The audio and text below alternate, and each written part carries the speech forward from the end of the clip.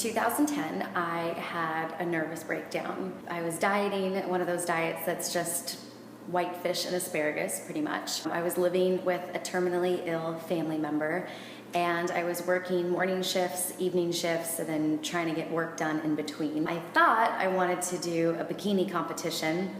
So during the holidays, I was on that white fish and asparagus diet, doing cardio in the morning, cardio at night, sometimes in the middle of the day, and then lifting weights almost every single day. I was in a very tumultuous relationship, and I was going to move across the country.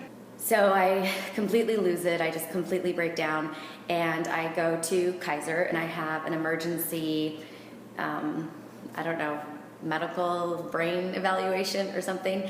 And I basically went through everything that was going to come in my life, what I was planning to do and what I was anxious about, and the counselor or the therapist asked what was going on right now. So I tell her what's going on, and she says, you can't move anywhere. You can't even handle what you have now, let alone what you think you're gonna go do later. Okay. So she's asking, what do you want to do? Do you want to go with medicine and have antidepressants, or do you want to go to somewhere where you can talk, or do you want to do a combination? I took her advice and I did a combination. I took antidepressants so that I could kind of get an outside view of what was going on in my mind. Because every time I got stressed out, I would break out in sweats, my stomach would get really upset. I basically physically would be, have no ability at all to function. So we went the antidepressant route and the talking route so that I could uncover what was going on. While she was writing up my notes, I said, does it matter if someone tried to kill us when I was a kid? And she stopped typing, she looks me dead straight in the face, and she goes, yeah, it does. Tell me what happened. So I go into, and my mom, I think, hates this story, but my mom had a stalker, and for about a year, maybe a little over a year, he tried to kill everyone. He poured gasoline around our house. He tried to run us off the road. And while he was in jail for stalking, he had someone kidnap my cat. So for about 90 days, my cat was tortured, burnt, starved, cut, you name it. And the day that he was released from prison was the day my cat showed up on the back porch, less than half the size that he was when he left. And at the time, I was 9 years old. Flash forward to when this breakdown happened in 2010, I kind of felt like I didn't learn how to manage stress. There was so much going on when I was a kid, a divorced home, polar opposite family styles of child rearing. And I think I just had a lot of confusion. And by the time I was an adult and ready to make adult decisions, they really weren't, had a really strong foundation.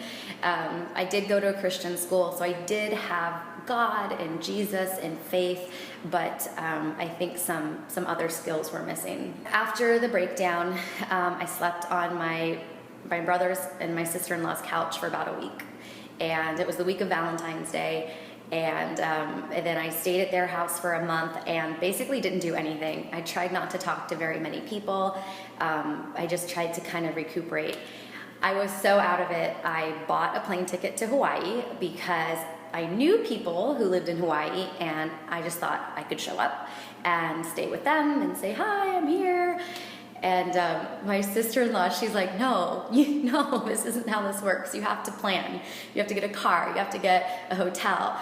And so she booked everything for me. And so I got to Hawaii, got to the hotel, slept there one night, got to the beach, and I'm laying on the beach, and I realize all the problems that I had in LA are still with me. They're in my head. So I think maybe I stayed one more day and then bought a ticket back home. So I wasted a lot of money. But it was pretty. So I got back home and I thought, okay, I'm gonna give myself 6 months to recuperate, 6 months to mourn and give myself a pity party, and 6 months to do as little as possible, and 6 months to just do strength training, 6 months to eat whatever I want, because eating was a big issue for me. So I allowed myself to eat everything and anything. So if I thought of food, I went out and ate it. So if it was 10 o'clock at night and I thought of French fries, I went out and got French fries, because I wanted to prove to myself that I had no moral repercussion. Like if I ate good food, it didn't make me good. If I ate bad food, it didn't make me bad. So I did that. I was committed to strength training 3 days a week, and I just hung out with my friends. I rented a little studio guest house so that I could just kind of center. And I went to counseling and I went to therapists, and I didn't really feel like I got anything out of it with a certain therapist that I went to. And finally, I discovered a book on cognitive behavioral therapy, and I realized that my thinking what the problem was. So I did these tedious exercises. Like every time you had a bad thought, you had to write down the bad thought, and then you had to write down the opposite of that thought. I mean, and it was like nonstop. Like I'd go to the bathroom and look at myself in the mirror and say, "You're so fat." I'd, pull something out of the fridge and say, "You're never going to get through this." So it was tedious. It was very time consuming. I had a lot of really great friends that supported me, one of which is Eric Chesson from Stronger Than You Equipment, and he is also the founder of Autism Fitness. I was on the phone with him, and he's like, "What's going on?" And I go, "I'm done, like I'm so depressed, this is what I've been doing." And I said, I slept on the couch for a week at my brother's house. And I'll never forget, he said, "A week? Okay. Longer than a week? No."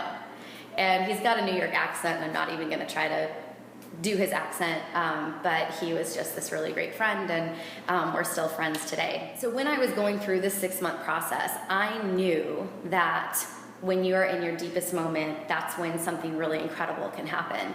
And I knew that all of these thoughts and feelings and emotions were definitely because I was supposed to do something with them later, but I didn't really know what. And with my fitness background, I knew Pilates had a place. I don't believe in the full syllabus and all of the forward flexion that's in it, especially in our day and age with texting, driving, computers. But I do know that a lot of fitness professionals really emphasize work on the frontal plane and the transverse plane. So I got those exercises out of the Mat Pilates original syllabus.